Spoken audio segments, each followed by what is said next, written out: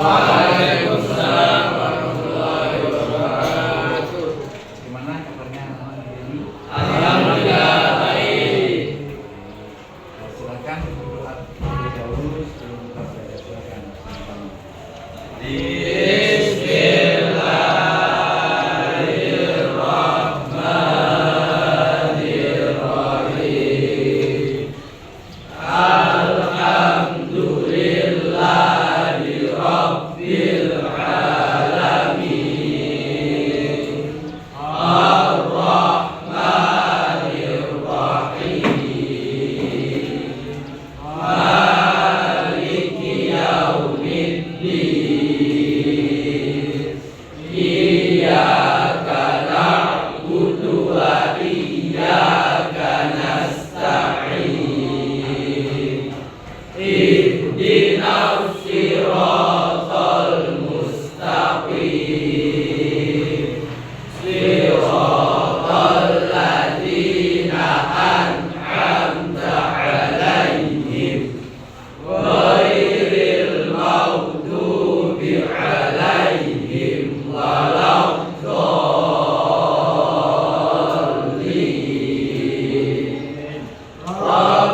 Rabbighfirli wa liwalidayya wa lijami'il mu'minina amin ya rabbal alamin.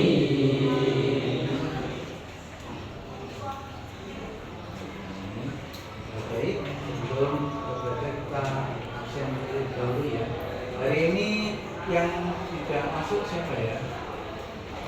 Adil Fabila Fikri. Ada yang kurang. Ya, Izin ya. ya. Ya. Kemudian siapa lagi? Ayo. Oh iya.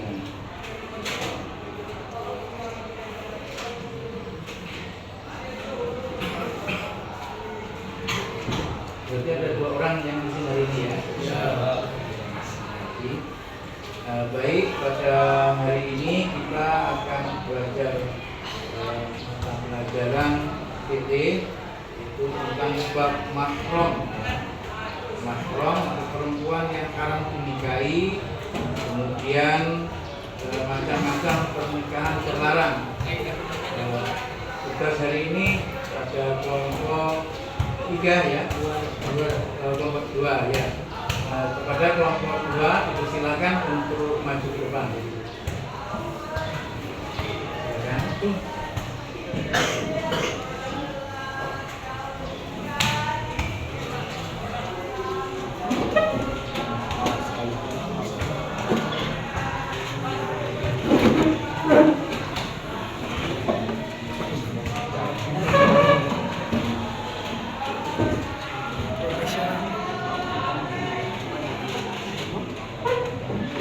Assalamualaikum warahmatullahi wabarakatuh. Waalaikumsalam warahmatullahi wabarakatuh. Kami dari kelompok 2 ingin mempresentasikan tentang pelajaran hari ini yang disuruh oleh Pak Habib tadi. Mahram atau perempuan yang haram dinikahi, yang akan langsung dibacakan oleh teman saya Surya Triatmaja. Kepada Surya kami persilakan. Mahram, perempuan yang haram dinikahi. 1. Pengertian mahram. Mahram adalah istilah dalam Islam yang merujuk pada perempuan yang secara hukum agama Islam tidak boleh dinikahi oleh seorang laki-laki karena adanya hubungan kekerabatan atau ikatan lain yang menghalangi pernikahan. Hubungan ini dapat berupa hubungan darah, persusuan atau perkawinan. Tujuannya adalah untuk menjaga keturunan, menjaga keharmonisan keluarga dan menghindari berbagai masalah sosial. A. Sebab haram dinikahi untuk selamanya. Secara umum, alasan utama mengapa perempuan diharamkan dinikahi selamanya adalah 1. Hubungan kekerabatan atau nasab. A. Ibu, termasuk ibu kandung, ibu tiri, nenek dari pihak ayah atau ibu, dan seterusnya. B. Anak perempuan, termasuk anak kandung, anak tiri, cucu perempuan dan keturunan perempuan lainnya. C. Saudara perempuan, baik saudara kandung seayah, seibu maupun seayah seibu. D. Paman dan bibi, baik dari pihak ayah maupun ibu. E. Ponakan perempuan, baik dari pihak saudara laki-laki maupun perawan.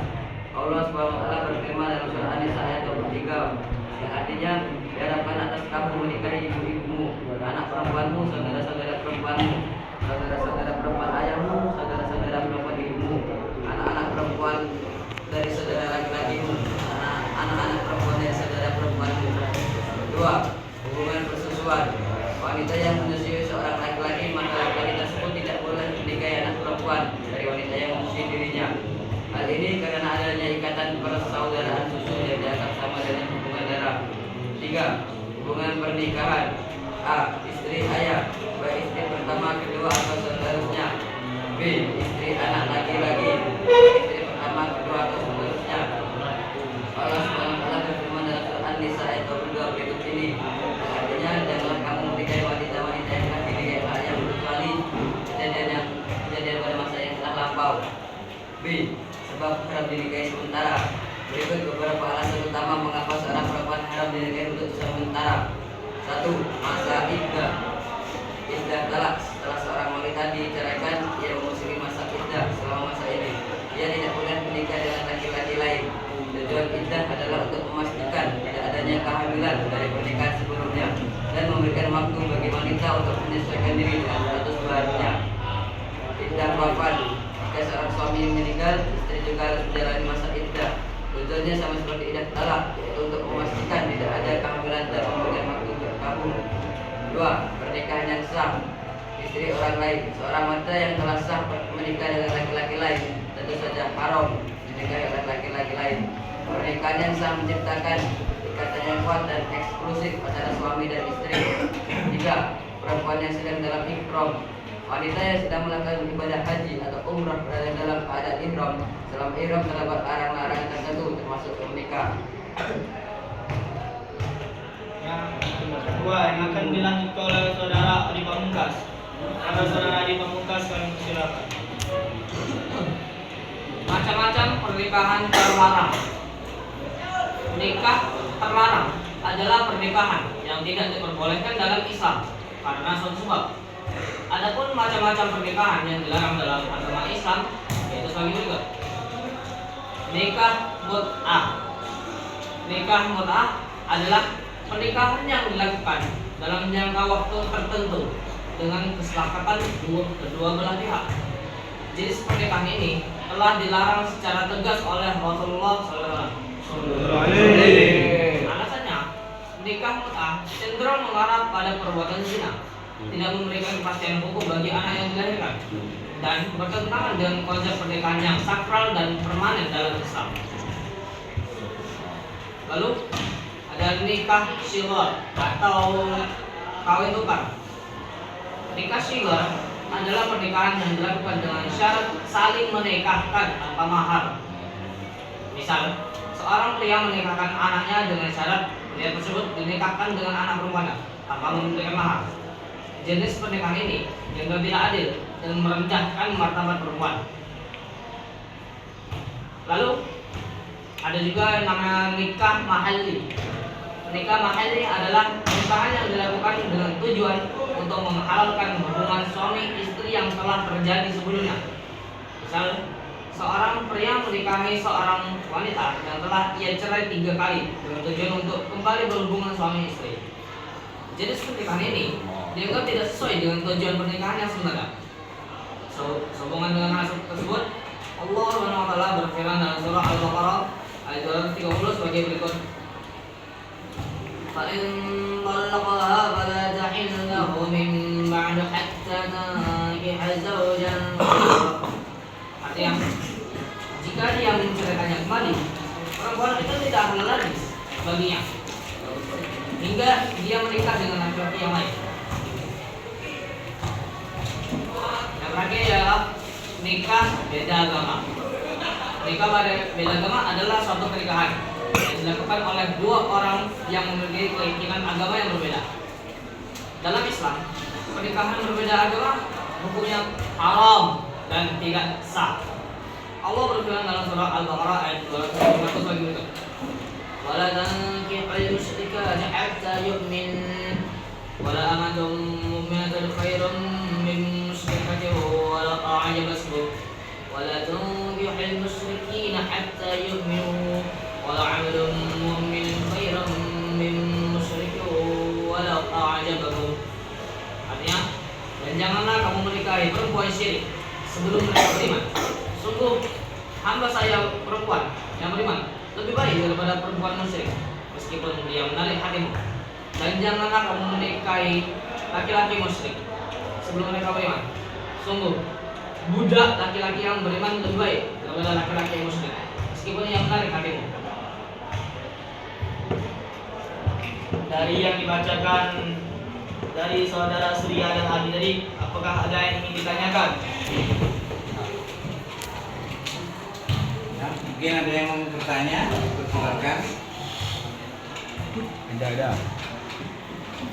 Satu, tiga. Saya.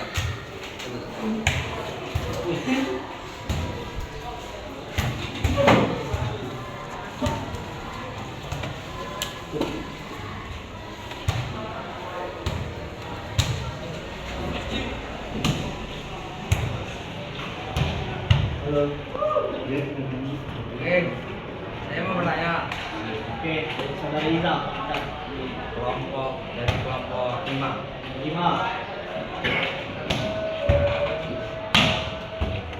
Masalah hubungan persusuan. Apakah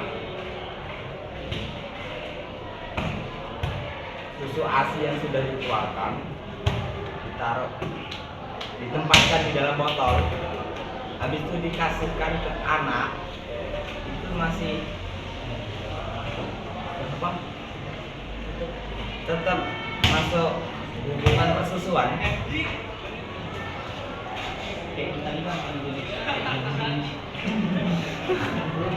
Bakal diulangi? ASI. ASI yang sudah dikeluarkan. ASI yang sudah dikeluarkan diberikan kepada anak, walaupun dengan perantara.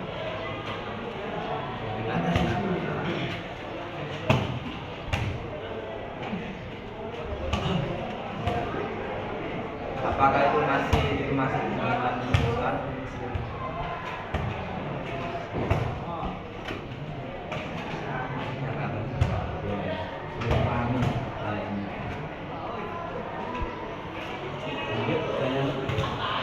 Apakah ada yang ingin bertanya lagi? Nomor 4, nomor 1, nomor 3. Oke, dari saudara Sarip. Nomor 7. 7. Nomor 7. Jadi apa? Masukku.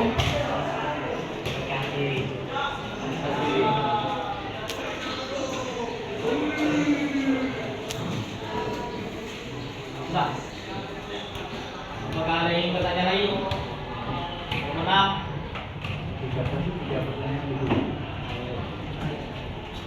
Yang pertanyaan lagi ya?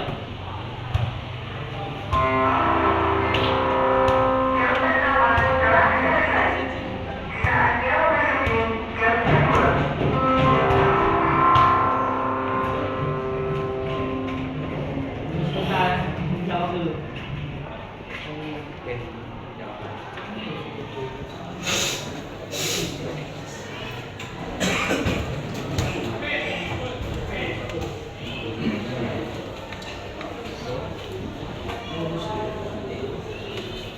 Baik, kali ini saya akan menjawab pertanyaan dari Riza, yaitu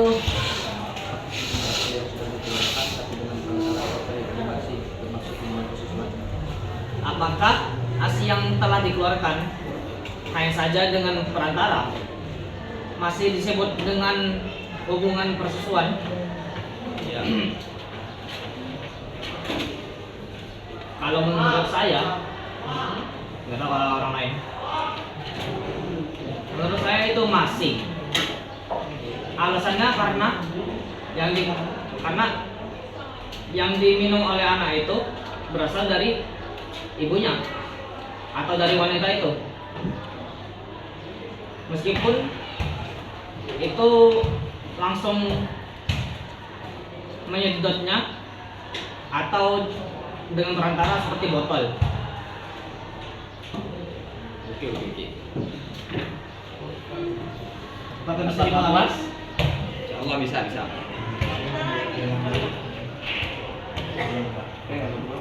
Mungkin ada yang tidak terima jawaban Ali seperti tadi. Ada yang mau nambahin? Bakal ingin ada yang berkomentar? Kalau mau lebih jelas lagi, hanya yang suku. Baik ya. Izin untuk menambahkan dengan seperti yang tadi telah disampaikan oleh saudara Adi Pamungkas terkait adanya sesusuan ya, saudara sesusuan itu walaupun secara langsung ya, ibaratnya orang kita mengatakan itu nenek langsung ya. Nah, tetapi kalau itu dengan istilahnya memakai alat atau dialnya job ya, maka dalam segi hukum memang masih tergolong daripada saudara sesusuan. Dalam saudara sesusuan itu berarti satu darah. Oleh karena itu termasuk kategori haram untuk dinikahi karena saudara sesusuan. Itu dalam kategorinya sama halnya masih satu darah. Maka hal itu termasuk kategori macam-macam pernikahan yang terlarang jika berhubung satu darah. Terima kasih. Silakan dilanjutkan pertanyaan berikutnya.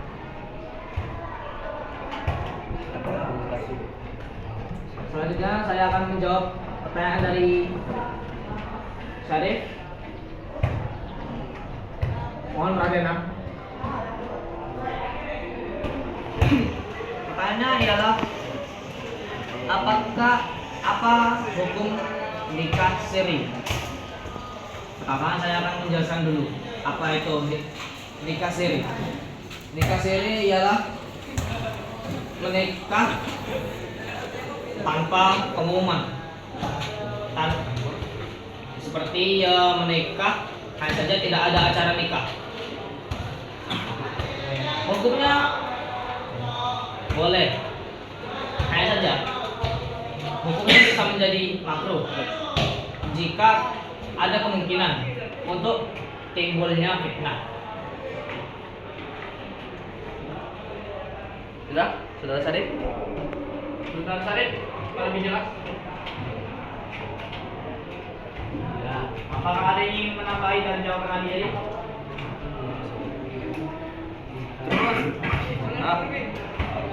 Mau tambahin nanya. Terus anak yang dihasilkan dari nikah siri itu nasabnya itu kembalinya ke siapa ya? Karena tergolong pernikahan yang sah, maka kembali ke bapak.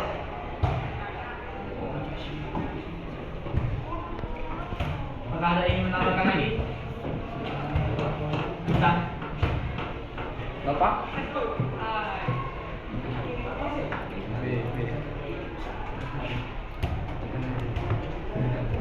Ada. Kalau mau lebih jelas lagi, akan dijelaskan oleh Pak Ali. Terima kasih. Terkait nikah siri ya. Jadi nikah siri itu sebenarnya yang pada intinya itu adalah nikah yang berdasarkan agama. Artinya nikah secara agama belum tercatat dari petugas pencatat nikah, yaitu di kantor urusan agama yang disebut dengan KUA. Ya, jadi nikah siri itu secara agama memang sah ya.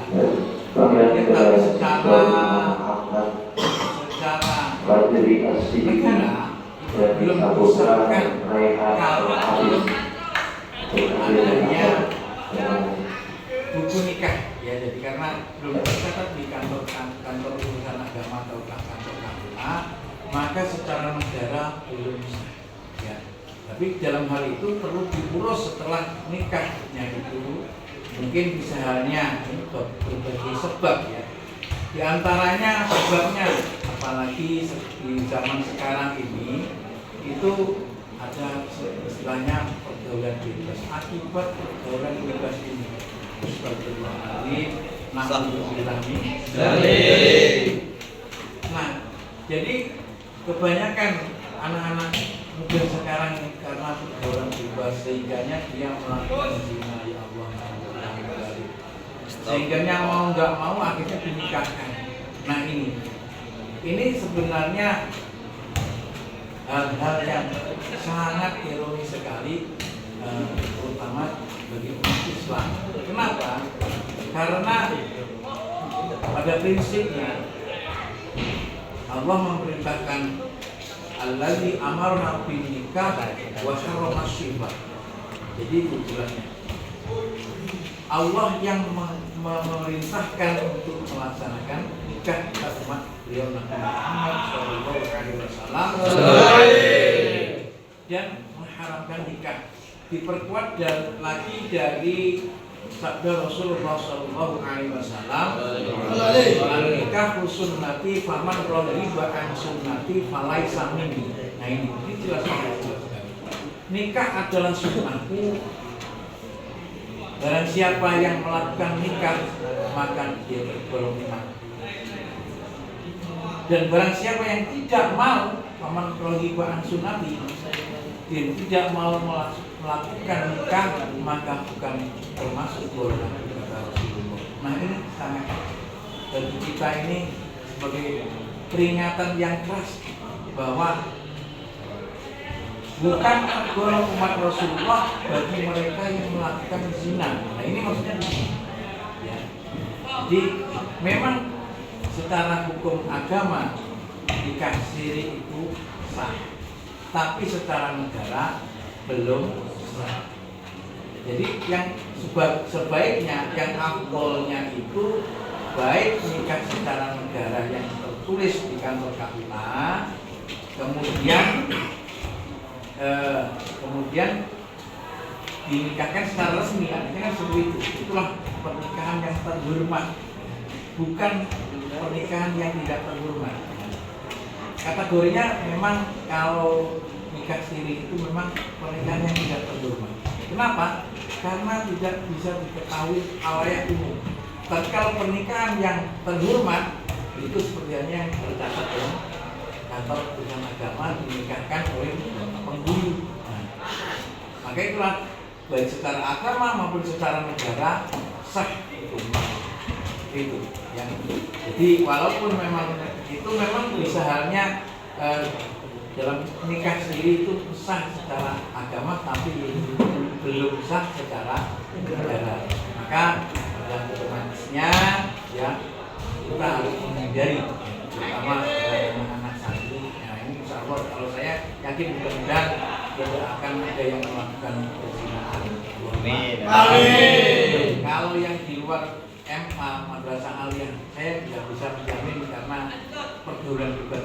Tapi alhamdulillah kita di pondok pesantren ini kita harus benar-benar menjaga diri dari perbuatan maksiat. Mungkin itu dulu.